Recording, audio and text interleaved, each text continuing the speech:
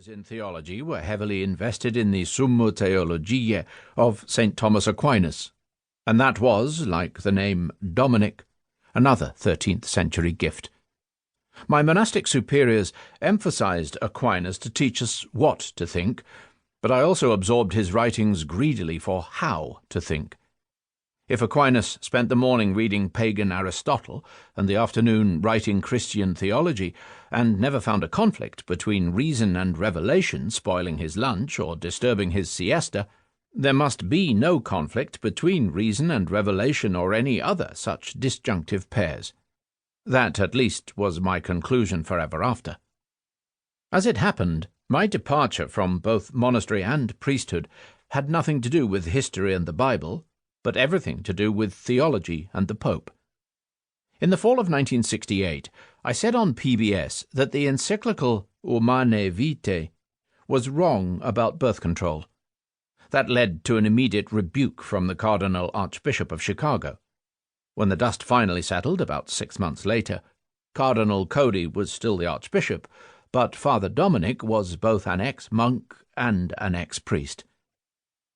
When I moved from seminary to university in the fall of 1969, my research focus was already established on the historical Jesus, that is, on the living, breathing, first-century Jew proclaimed as Messiah, Christ, and Son of God by some of his contemporaries, but crucified as rebel and alleged King of the Jews by official Roman power.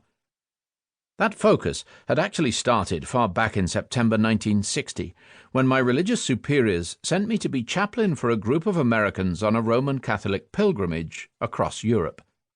We visited Castel Gandolfo for John the 23rd, Fatima and Lourdes for Mary, Lisieux for Thérèse, and Monaco for Grace, honestly.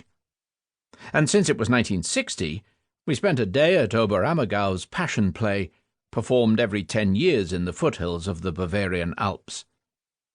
In 1634, and every decade thereafter, the villagers have fulfilled their promise of a full-day Passion Play in thanksgiving for deliverance from plague.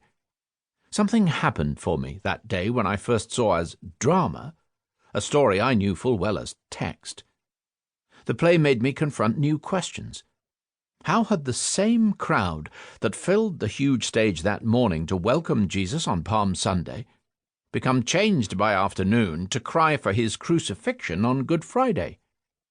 It was for me a quiet but clear epiphany that something was missing from that story of Jesus' passion. Something was wrong when acclamation became condemnation without any explanation. The play I saw in 1960 was the same version that Adolf Hitler saw in 1930 and 1934, the tercentenary year. That is, both before and after he became Chancellor of Germany. His review? Never has the menace of Jewry been so convincingly portrayed as in this presentation of what happened in the times of the Romans. There one sees in Pontius Pilate a Roman, racially and intellectually so superior that he stands out like a firm, clean rock in the middle of the whole muck and mire of Jewry.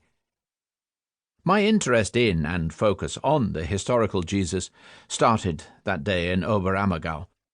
But its memory meant that for me, history would have to be laced with theology, and that I could never reconstruct the historical Jesus as dispassionately as I might, say, the historical Alexander. Only good, honest, and accurate history might save Christian faith from a theological anti-Judaism as the continuing seedbed for racial anti-Semitism. That was why, after my return to Chicago in 1961, I joined Rabbi Shalman on a Sunday morning TV program called, from memory, Deicide or Genocide. It was also why my very first scholarly article was called Anti-Semitism and the New Testament, Theological Studies, 1965. Starting with my 1973 book, In Parables, The Challenge of the Historical Jesus, and for the next 20 years at DePaul University in Chicago, that subtitle was the heart of my scholarly research and professional life. During those years, my emphasis was always on history rather than theology, and questions of personal faith were bracketed as irrelevant for academic discourse. I myself, however,